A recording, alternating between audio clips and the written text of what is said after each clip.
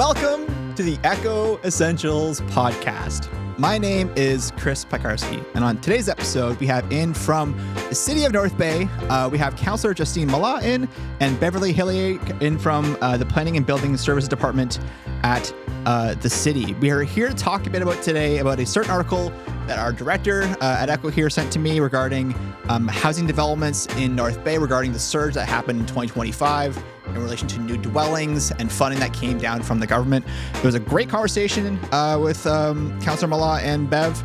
We talked a bit about their previous appearances on the show with me and how this kind of built to this episode, which is kind of nice.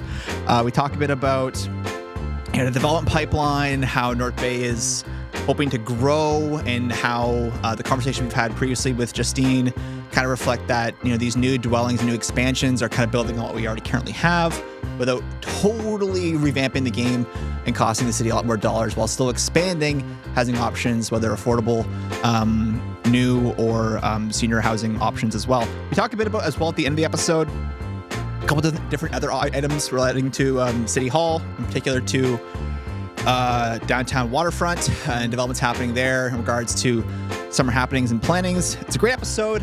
We highly encourage you to give it the full listen. But before we get to all that today, I want to throw it and thank our title sponsor of today's show, the North Bay Regional Health Center Foundation. We often talk about the rhythm of life in North Bay. For Amanda, that rhythm was fast.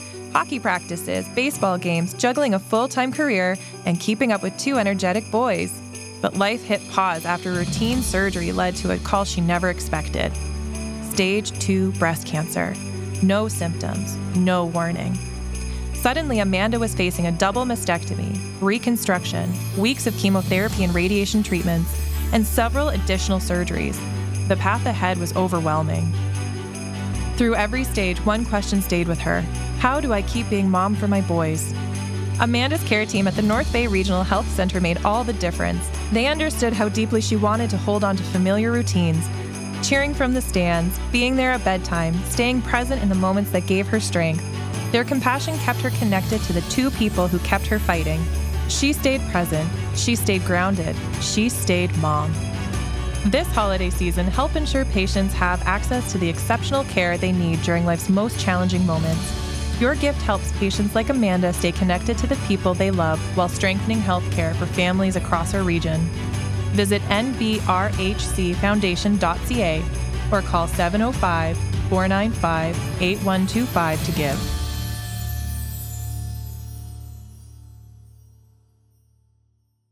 We have two different guests here with us today. We have Councillor Justine Mallah and Beverley Hillier, who is the Manager of Planning and Building Services for the city. Welcome in.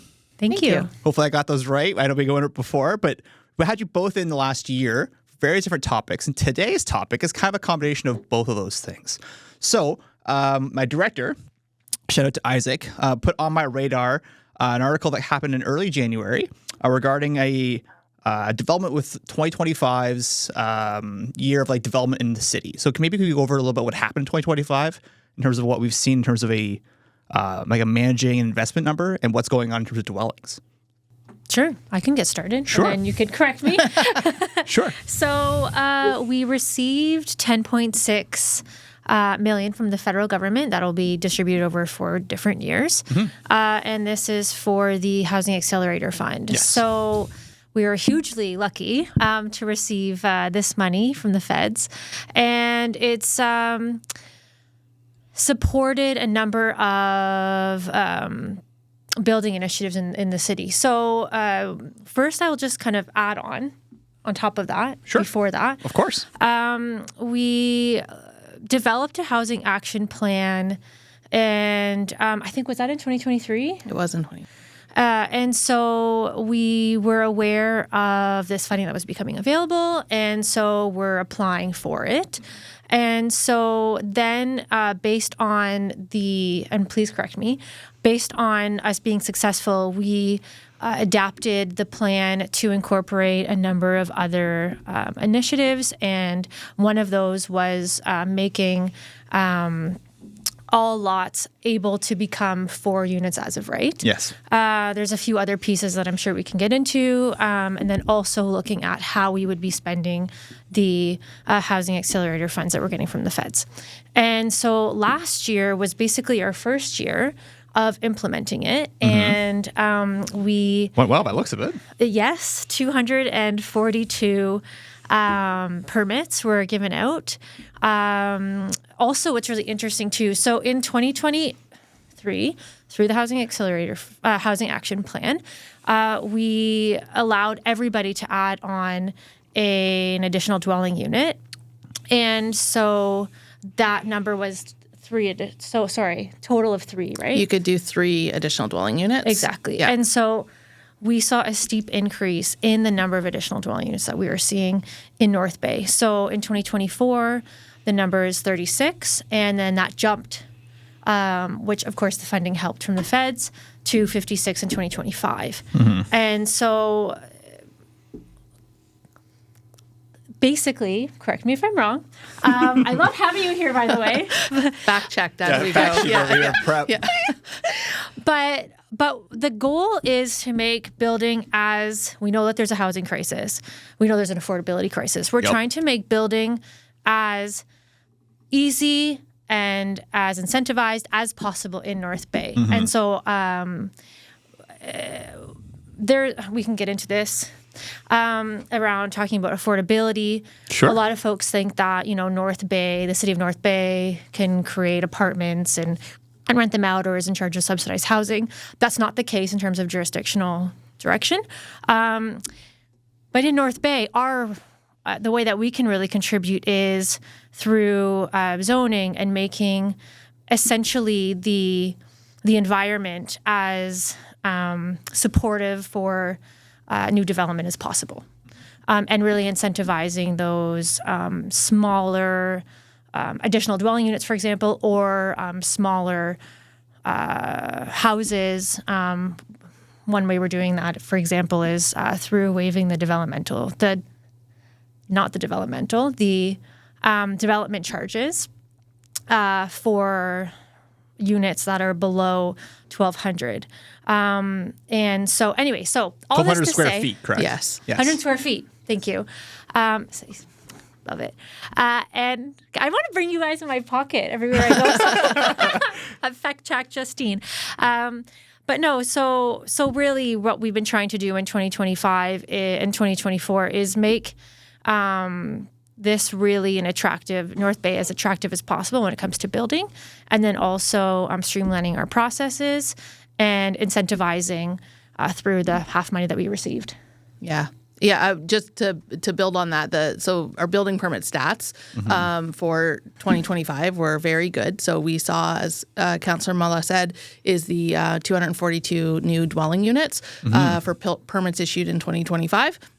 It's the highest number of dwelling units we've had issued in a year ever, I think. And so that's very impressive, and it does go to the Housing Accelerator Fund dollars and policy changes the council has implemented and given direction to support, getting the money from the Housing Accelerator Fund to private individuals who are working on getting housing units created. The Housing Accelerator Fund dollars could have been spent in a whole variety of ways, and there was a very clear direction from council to really find ways to support housing in the community and to find ways to incent community members, developers, property owners to do work on either their own properties or new properties, whatever the case is, to create new dwelling units in the community. Right. And we've seen that come through. It's always great when you make policy changes or do something and you can see the results of it sort of immediately. And we've seen that through building permit numbers, which is really great. Yeah. And to be fair, the first time in a very, very long time, almost precedent setting, really, like since the 90s, where the federal government has, come to the table with a significant amount of dollars to the municipality. Obviously, our municipality is a little bit different, with DSAB being responsible for sort of the affordable housing portfolio piece. So the money's flowing to the municipality, and we're finding ways to either partner with DSAB as part of that, or get it directly into sort of the hands of the private sector to see new housing units created in the community. Yeah, I remember when we had, it feels like a couple weeks ago now. Honestly, time feels kind of like an illusion. I don't know where I am anymore. We had Councillor Mark King in to talk a bit about this, a bit of a different subject, but we talked a bit about, affordability in the city. But let's talk about these numbers again. 242 in 2025, I think was estimated to be more than double of 2024, which is impressive. In terms of dwelling units, just make sure I got that correctly. I have a breakdown here. I was like, okay, what's interesting? What's like a dwelling unit? I had to get into like the weeds a little bit, like what does each of these things mean? And you're welcome to share. So I had a breakdown of, I think, 41 single family dwellings, 56 additional dwelling units, 21 semi-detached units, and 119 multi-residential units. So for someone who doesn't understand what that means, me, what do all those things kind of encompass? Like, how can you make that simple to someone who doesn't understand what an additional dwelling unit is? Yeah. So a single detached dwelling is what it sounds like. It's, what you would typically consider sort of a single home on a piece of property. Yep. An additional dwelling unit is one you would say take that home and create a second unit within it. So you could, modify the home in some way and add an additional dwelling unit. That's exactly what it is. So you're taking that home and you're adding a second unit within that home. And the dwelling unit means it's an entire unit unto itself. Not connected. Right. It's got all the things that you need: sanitary, kitchen, bathroom, the bedroom, those sorts of things to make it a full-on unit. Right. And then a semi-detached dwelling is a dwelling that has a wall horizontally, vertically that splits. that you. I was like, what's a horizontal wall? Yeah. Sorry, a vertical, No, so that you're Yes. side by side. And then a multi-residential is sort of everything that's not those things. So a fourplex, 5-unit apartment, low-rise apartment, or bigger apartments within the community. Right. And I think what's really impressive with these numbers, and people can be like, well, it's not that many things. It's large in the span of it being 1 year for our small city, right? I think that's important to note because the growth was there. The investment was clearly there. And I remember when we had you on last time, Justine, we talked a bit about how this kind of movement, this kind of framework can help, revolutionize and help those who are, struggling to find affordable housing, maybe even, senior living accommodations or rentals for students. This can kind of help facilitate a lot of different ease on the system in these different ways. Do you find that's actually happening right now? I would say so. I mean, we're adding more dental density. And so rather than the city needing to, build more infrastructure, build more piping, expand the city into other areas, we are utilizing the infrastructure that we already have. For example, we don't have to add additional bus routes. We are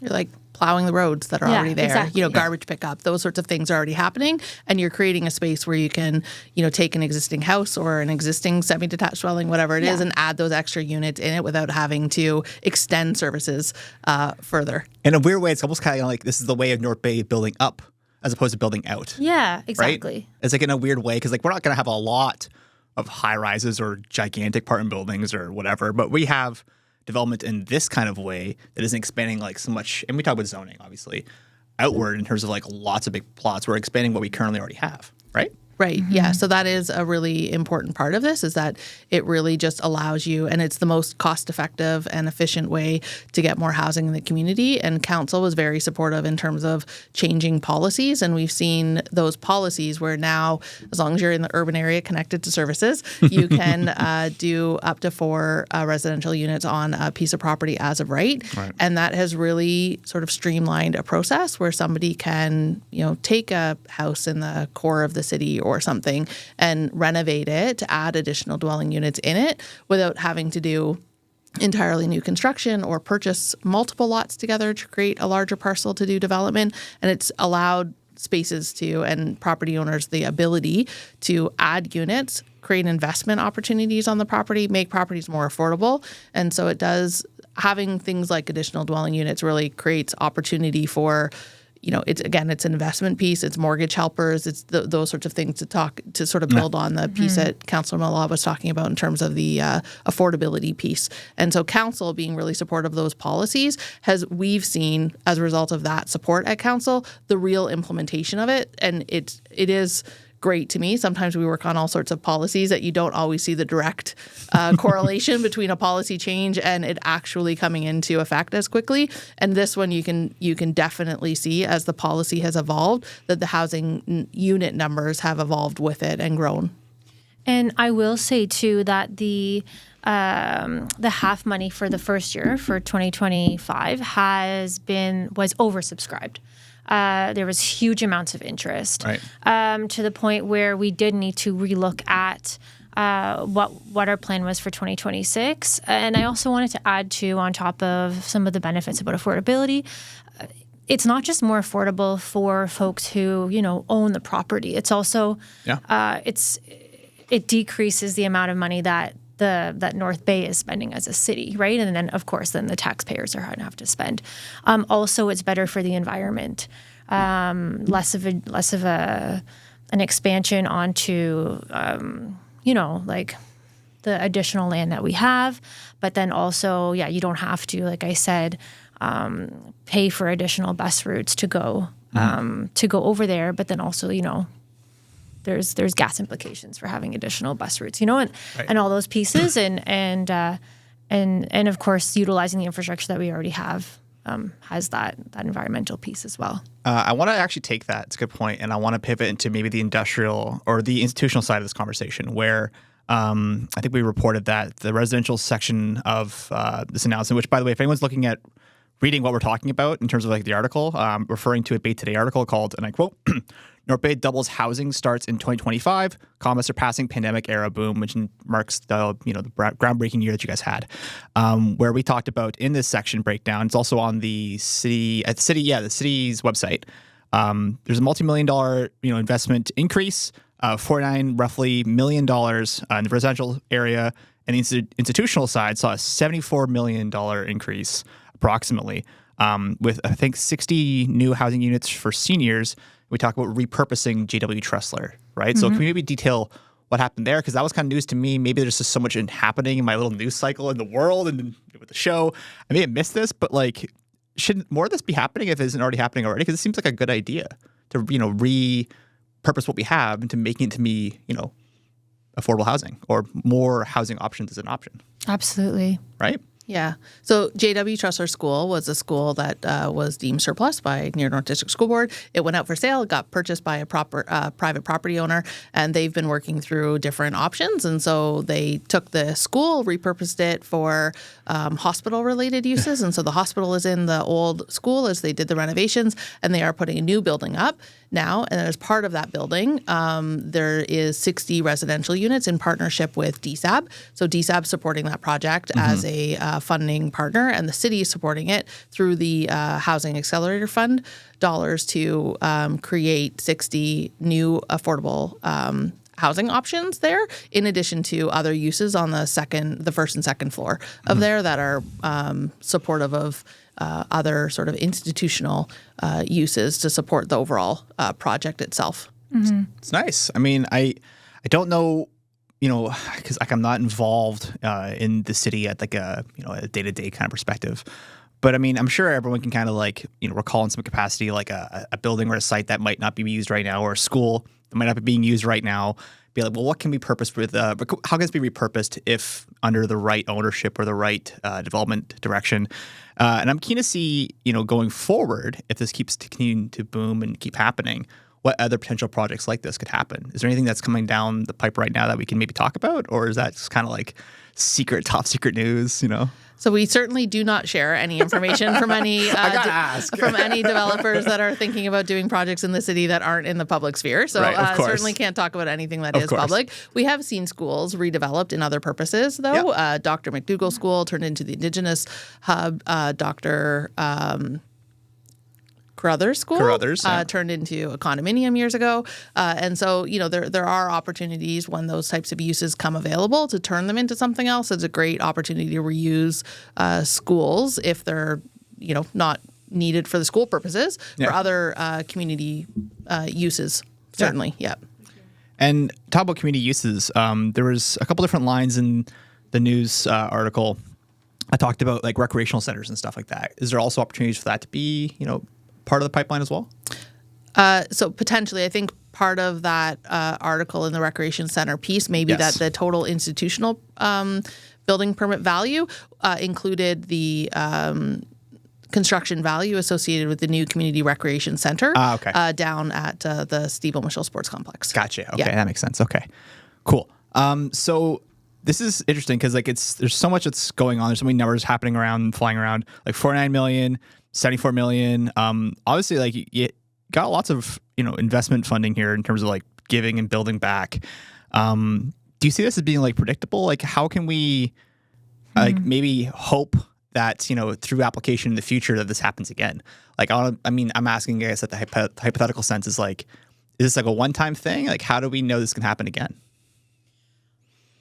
If it can I can speak a little bit to that. Sure. So the changes that we made to the half funding implementation this year includes $1 million for affordable housing, and of course we'd be working with DSAB on these projects because they would go through DSAB as well. $1 million for the missing middle. So this is really geared towards multi-residential projects. Actually, in that line, though, it did talk about underutilized buildings. So I'm wondering if there's also that connection there with your earlier question about underutilized buildings. And that area, that stream is really focused in on the residential intensification area. And then an additional $600,000 will be going towards additional dwelling units, which of course we saw more of the funding in 2025 go towards additional dwelling units, and this time we will be capping it at 600. Of course, that can change just depending on the level of interest that we receive, because this time there was a bit of a window for applications. As far as I understand, of course, we can't go into detail regarding who applied and how much, but I do understand that there has been a lot of interest. Oh, yeah. And so in terms of predictability, I would say that I'm feeling very optimistic. Okay. I'll take that. Yes. And there's also many other incentives to building in North Bay. We talked about the citywide portal last time I was here. And it has really sped up the process for builders. They like coming to North Bay. They like to build because we make it as easy as possible. We also have a concierge process for certain projects. A lot of those are the affordability projects, and we streamline and speed up the approval process as much as we can. So, I was going to say, we've just heard a lot of positive feedback. That's good. Part of my next question was going to be like, how do you incentivize? At the city perspective, I guess, for developers to come here and invest in whether it's, rent-controlled housing or low-income housing, or affordable housing, or new housing, or whatever it be, whatever section of the pie you want to slice. How do you incentivize developers of all kinds to kind of say, hey, look, you should build here in North Bay? Like, is it through pathways like this to kind of make the process easier? I think that's a portion of it, right? So a portion of it is, of course, we have a growth community improvement plan, which council has been very supportive of in terms of funding year over year to create money available to support and incent projects. So that includes things like the top-up funding through the Housing Accelerator Fund. There's building permit fee rebates. There's those sorts of things as people start to work on not only housing but also other sectors. So there's incentives if you're in the downtown, the DIA, the downtown North Bay area, or if you're an industrial project coming into the city, that there's incentives available to support those sorts of things. And then on top of that, it's things like we have our development application review team that is a committee of departments that when you have a project that you're coming into North Bay and you want to figure out what you need to do, right? Because there's always like a whole checklist of things that you have to do, that you can come to that committee and get a full breakdown of sort of what your requirements are from every department in one space, so that that's like one-stop shopping of like what's the requirements from the city to help move things forward. We hear that from the development community, that's really an important piece of it, because they're not having to go around to different spaces, external agencies, whoever may be important as part of it, to figure out their path. And then we help to facilitate that when it's appropriate for the development that's occurring. So between that and our economic development department in terms of supporting new investment projects in the community and helping again sort of through that process to help people figure out, because some people just don't know what the process is, depending on what there is, so we can help them, sort of walk through it, making sure that they're complying with policies and other things that there's requirements of the city. It's almost that time of year. Early mornings at the rink, fresh notebooks and backpacks, and a community gearing up for another great season of varsity sports. At Source for Sports North Bay, we're proud to be part of it all. Whether it's finding your kid's first pair of skates, gearing up for tryouts, or outfitting your team for the season ahead, we've got you covered. Because here, we're not just a sports store, we're neighbors, coaches, teammates, and fans. And we're proud to cheer you on every shift, step, and stride of the way. Visit Source for Sports North Bay at 1321 Fisher Street and let us help you along your way. The article mentions this was like a big boost, in a post-COVID world. And I know like COVID kind of changed everything for a lot of people, obviously, not to talk about COVID in 2026, but here we go. Get your mention in. I remember, a lot of people were moving and working from home and moving elsewhere from the bigger city areas and investing at a smaller scale and sometimes at a bigger scale in places outside of Toronto and Southern Ontario, North Bay and Northern Ontario included. Do you find like, that's still happening because like Toronto and Southern Ontario is still very expensive, but a lot of other cities have their own kind of, challenges with regards to affordable housing. Like, has any of that, gone back, or has it completely changed in the last 5 years, if not 10 years, in terms of being comparable to a city scale? Yeah, so we do hear that from people who are moving here, that certainly is a piece of it. Yeah. We saw in, so census year was 2021, the last one, and we did see a 2.2% increase in North Bay in terms of our population growth, which again had been a while since we had seen a population growth. So that was great. It's a new census year in 2026. Is it? It is. Oh, yeah. Great. That stuff makes me excited. My nerdy side of myself, and it. So I'm excited to see what happens in terms of it. Because there's always that feeling you have in the community, but to have some data to support that is always great. And I mean, so we just generally hear that anecdotally from people that there definitely is that. I talked to people who are coming in and asking questions about building houses or doing development applications, and they are from out of town because they're moving to North Bay for whatever reason, right? I'm not originally from North Bay. You're not originally from North Bay, and people just they arrive here and they love it and they settle in, and so we see that more and more. Okay, so originally I thought you were asking about whether there were outside investors coming to purchase homes but not actually live in North Bay, which I know has happened during COVID specifically and directly after. I'm not sure if those numbers have increased, but in regards to people moving to North Bay, I mean, you can see a shift, I think, in the makeup of our community, right? And I think it's really exciting to see so many folks from different countries coming in, adding culture and adding their unique perspectives, and I think it's a huge advantage. And I think that in that way, perhaps we will see an increase in our population. This has also been a big conversation actually on the library board, which I sit on, in regards to population growth. Yeah. So from what I've heard as well, there definitely has been so many new faces that we're seeing. But in regards to the point that I had thought that you had asked about, but maybe you didn't, just in regards to interpretive, I guess, outside investors.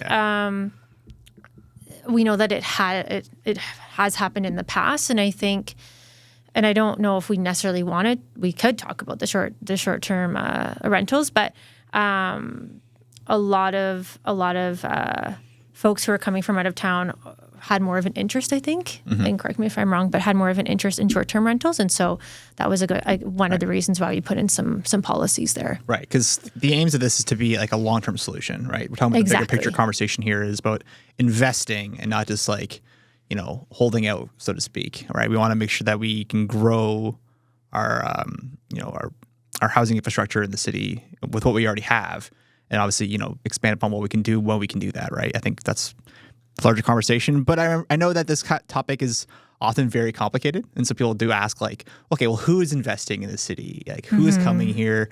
I know, that's a huge thing in the COVID era of life. Oh my gosh. So I had to ask, in terms of like the 2.3% increase? 2.2%. Okay. Yeah. That's cool. That's, again, like a pretty small number, but like that's pretty awesome. I would love, as a North Bayite, right, who's born and raised here, I feel like I've seen the city's population sign never change. I'm not sure, but I used to remember, and like this sounds ridiculous, but you remember what's the term when you remember things differently? I forget what it is, but I used to think that North Bay used to be like 64,000 population. And I was like, I could have swore that was the case. And, looking back on it, it's never really moved all that much from that point, from the initial 55,000, give or take. So if we can continue to see a potential increase every 4 years of the census, 5 years? Four-ish years? Yeah, every 4 years. 5 years? 5 years. 2021? 5 years? Yes, 5 years. Yep. There we go. Okay, sorry. Yeah. That's cool. Yeah. I'm keen to see, like, I'm Simple not math. I'm not a math person, but I do like data. I like population data, like societal data. I like seeing people and trends and movement, human geography, as you will. Because there's lots to do and invest and enjoy North Bay. I would say, despite being a very interesting and colorful year, this is like a pretty good year, I think, for the city of North Bay. There's a lot to enjoy. There's a lot to experience.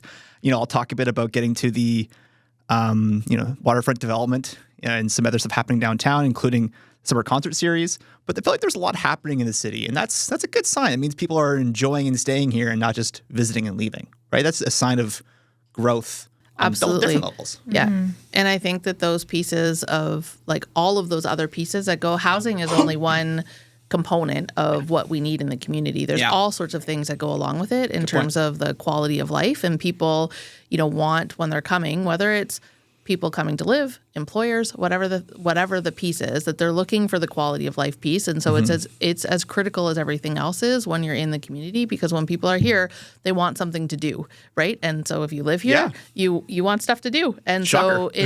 so investing in the pieces that build on quality of life are just as important as the rest of it. So things like new recreation, the community center, about downtown waterfront, about summer concert series, all those things are really important because it gives people stuff to do when they live here. Yeah. That's important. Yeah. So let's just kind of put a little note in this too, because you're welcome both to answer this.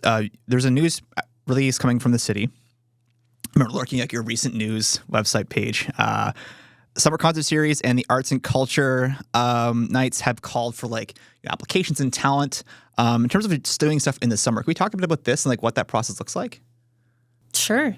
So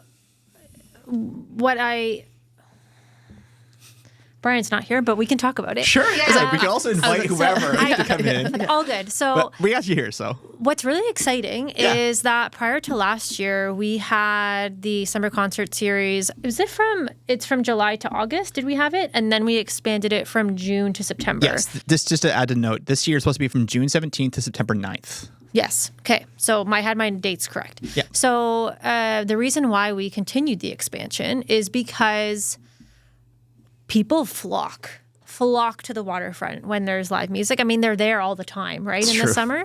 But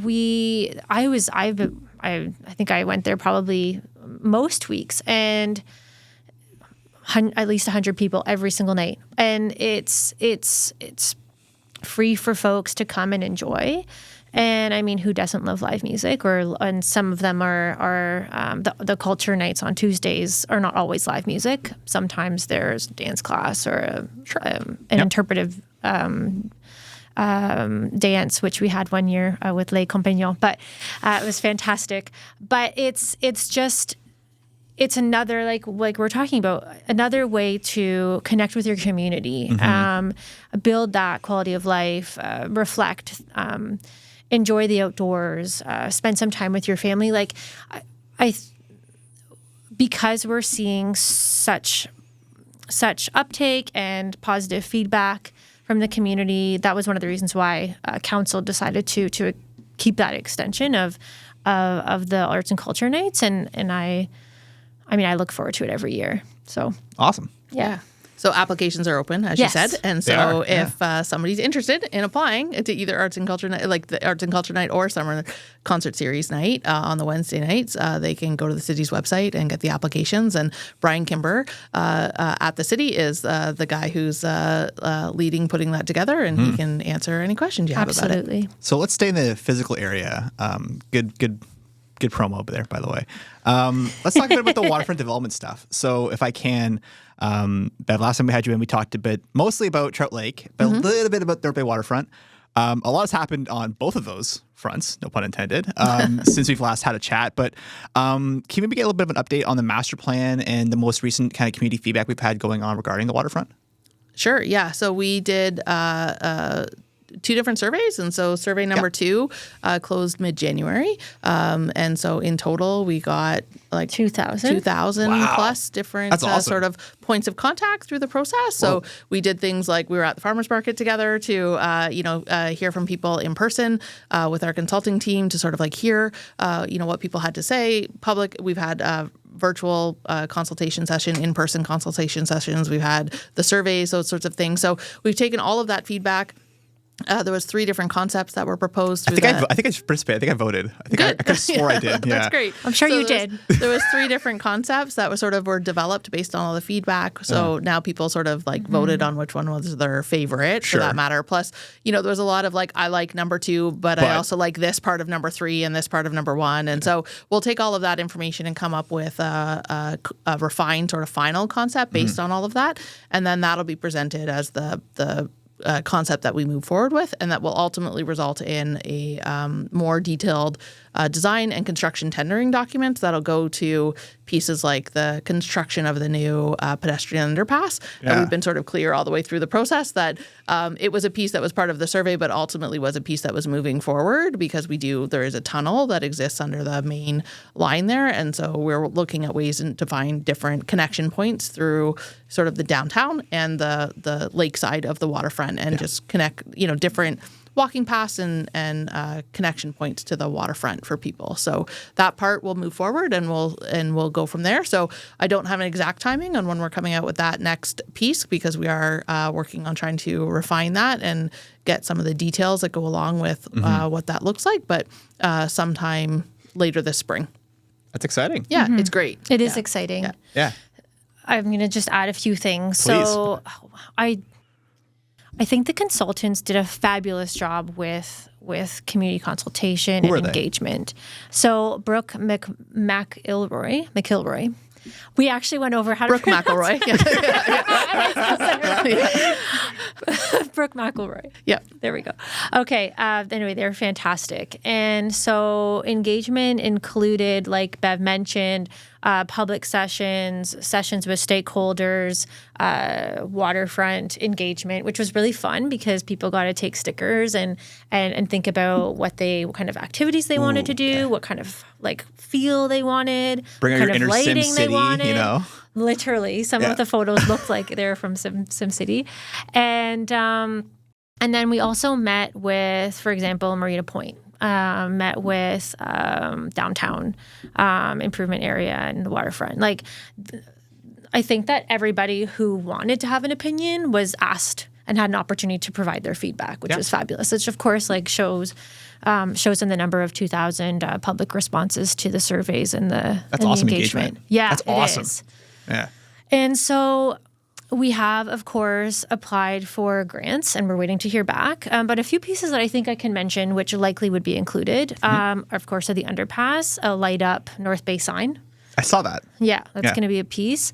In concept 2, which seemed to be the favorite, is a vendor plaza. Yeah. Which I think also has been of big interest for folks. I know when I was talking to people at the market, a lot of folks were saying that they want to see more vendors.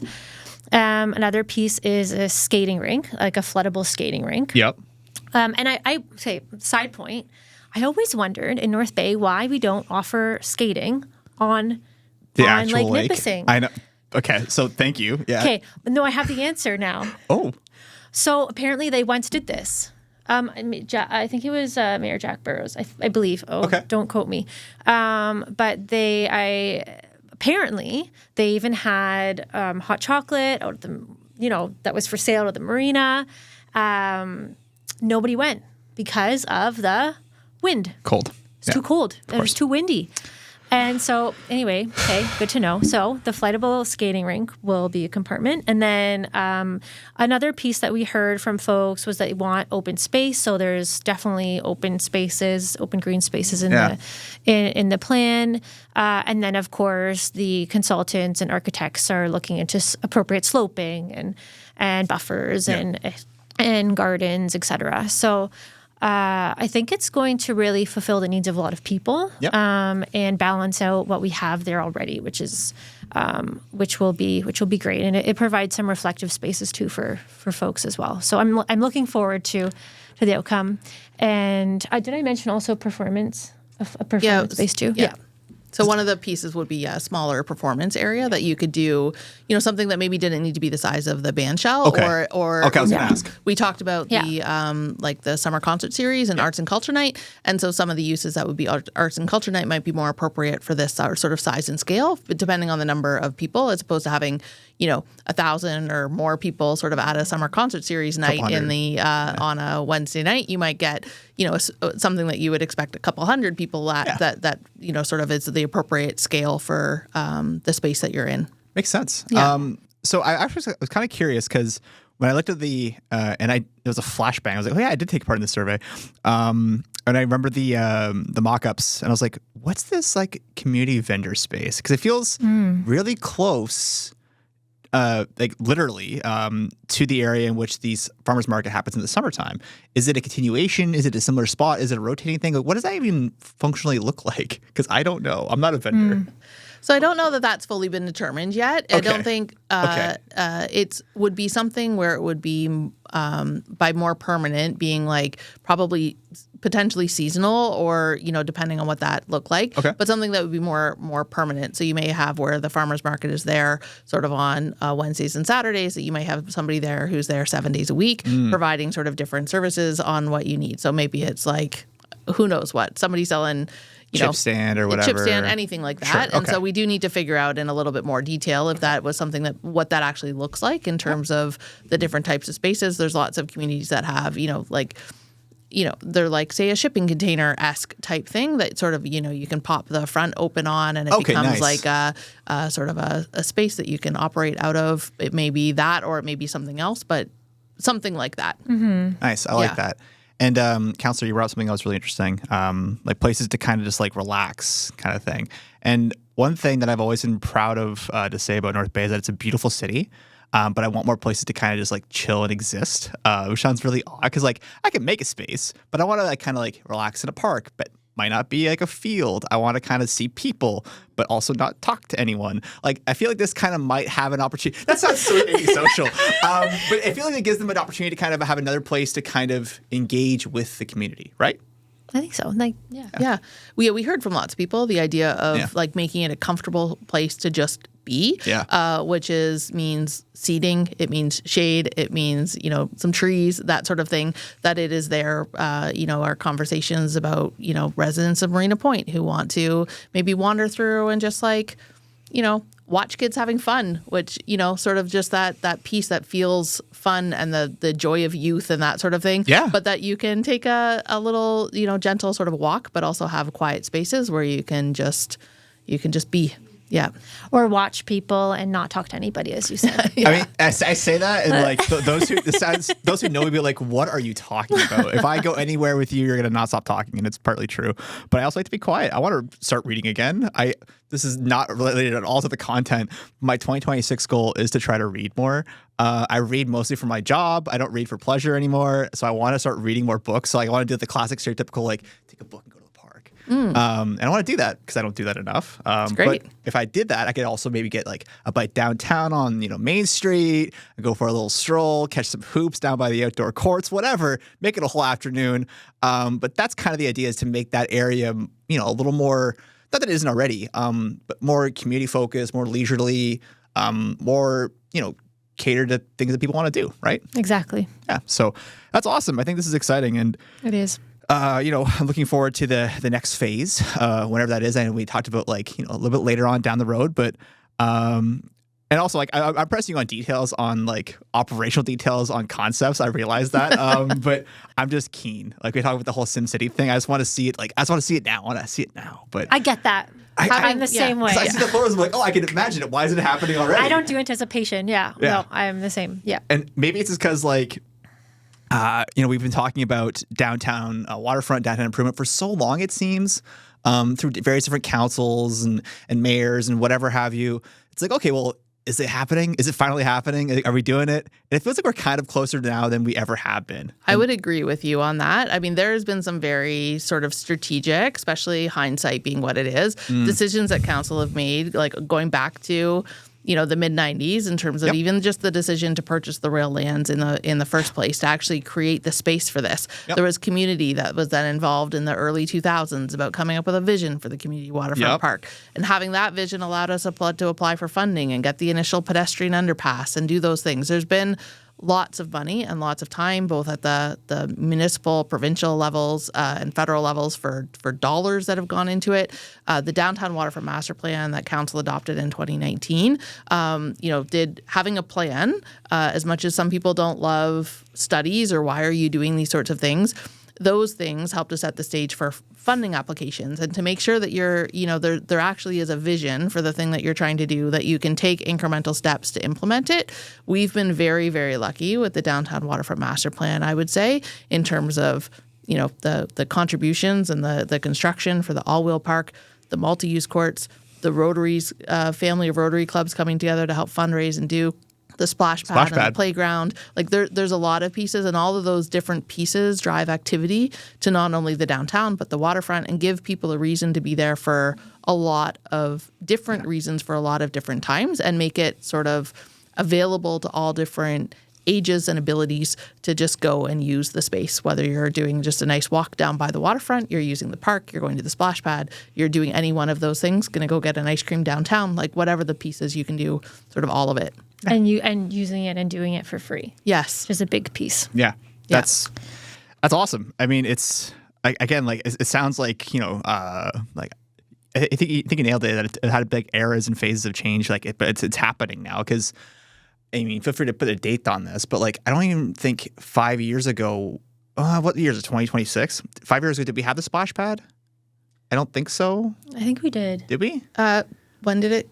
I can't remember exactly when it was. I guess maybe what the point I'm trying to make was like 2020. It opened in 2020, I think. Ish? Yeah.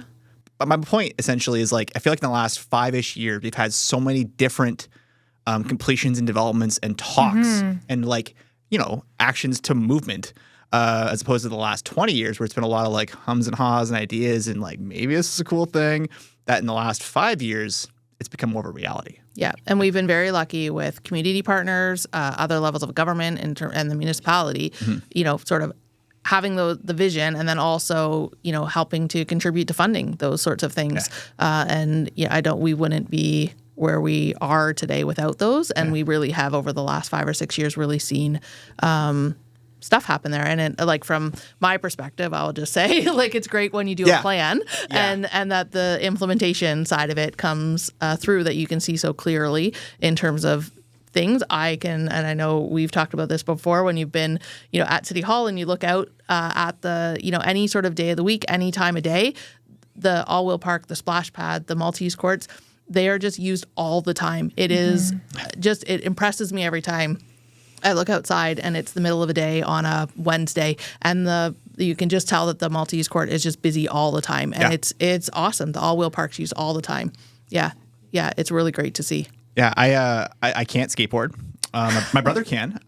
He's wanted a skate park forever, and now there is one. Yeah, he lives in BC, but he now knows there is one. I've wanted more outdoor courts because I love basketball. So for us, it was like, this is perfect for us. It's a shame I'm not 10 and 12 anymore, but we're older. But I used to take the kids I used to coach to the outdoor courts because that was the most accessible, coolest place to play ball when we were practicing for a game. Like that was the place to go. Like why would we be entertained booking a gym elsewhere and going through that process? But I can just go outside and enjoy it by the waterfront, right? And that's the perk, is that it's there for everyone, right? So very, very cool stuff. But actually, I wanted to ask one more thing before I get you two out of here, because I know we gotta get out of here on a certain time. Shout out to my producer Ben. you mentioned something earlier, and it brought up a conversation I had on a previous episode, Bev, about how, you just mentioned like the process of funding. And like, I feel like those, 3 words do so much legwork in terms of like the process of what has to happen, that you make it sound simple. And I know it's not always that way. And it goes across the whole city part of things that like, there's a process, there's application, there's revisions.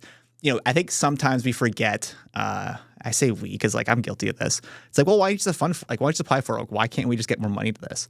And it's kind of made complicated. And I know different areas have different challenges, but can you maybe talk a bit about like how you go about helping and seeking funding, at the provincial or federal levels to kind of make these sorts of things happen, and why maybe it's not as quick as, the drop of a hat, why it might take sometimes 5 to 20 years? Yeah, so it sort of goes, I would say, in a multi-pronged thing. So one, the city, through council and through other places have to decide that it's a thing that has to get done. And so there's a capital budget that goes along with that. Yeah. And because there's almost never 100% funding that covers a project. So there has to be commitment from council and from the city to know that is a priority project. And then we're very lucky to have a grant facilitated coordinator, Leslie, who works really, really hard on identifying different. Really. Truly is. To identify different and to herd all of us together to go. We have this. There is this funding opportunity. Do we have anything like in our capital budget that would work for this? What are the program requirements? Because every one of them are typically different depending on what it is. The funding contributions are different. How you can stack them is different. There's all sorts of criteria that you have to go through. Yeah. Then you got to write the application. Then you got to submit it and hope that you're successful or make revisions to it or whatever the piece is. Yeah. And that if you are successful, there's always timelines that go along with it, that they have to be done in a certain period of time, reported on, those sorts of things. So it is a process. Leslie is great. She also, while she doesn't write grant applications for other, organizations, she does have sort of a newsletter that she puts out there to help people be aware that there's all these different sort of grant opportunities for other organizations, because everybody's always trying to find extra money to help their programs go a little bit further. So the city's no different than that. And, I think to be fair and, you can talk about from a budget perspective and what that means, but it's an important component of for us to help move projects forward. I couldn't agree more. The budget process is always very challenging because it's. I'm sorry. There's so many great ideas out there. There's so many great project ideas that are out there, and there's also the pieces that we have to do, right? So, like for example, roads and snow plowing and et cetera, water and wastewater, et cetera.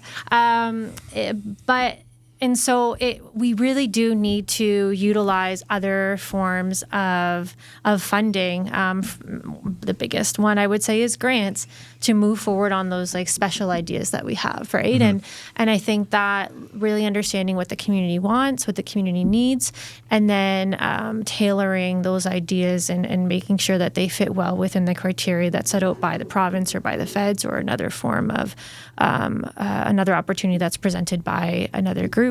For funding, I think it's a challenge, and we're very lucky to have Leslie. But I also know that in the past, for example, for the community center, we have shifted the project to fit the needs of the opportunity that's set out by the grant, right? So I think sometimes we're lucky and we're able to just move forward a project that we already have in mind and apply for the grant that best fits it, or sometimes we might need to kind of shift and mold the project to fit the grant. And we've been very lucky and very fortunate. And of course, I would acknowledge the great help of our MP and MPP in that regard as well. They're great advocates for our community. And so thank you. Thank you, Vic. Thank you, Pauline, for all your help, because it's really appreciated. Well, I again, like, it's so complicated, and I think you made something complex very simple, both of you there, in terms of outlining what has to get done and how it doesn't just follow a simple yes, no, pool A, pool B option, right? It's very multi-layered. But I mean, 2026 looks very promising, looks very busy. There's a lot happening, especially at the end of the year for certain members of City Council. But I'm looking forward to seeing all different developments on all different kinds of fronts. Bev, we might have, you and your colleagues come in again later, or your colleagues come in later, potentially talking about the water treatment stuff, which I think is a different subject area, but we covered a story regarding Turtle Lake watershed and water treatment and all that stuff. So we'll have other conversations, but there's so much good happening. There's so much investment happening in the city at not just the residential level, but all different capacities, and conversations like this kind of outline exactly what's happening. So both of you, thank you again for coming in today. Thanks. It's been great. We appreciate it. And we'll have you back both in at some different times soon. Great. Thank you.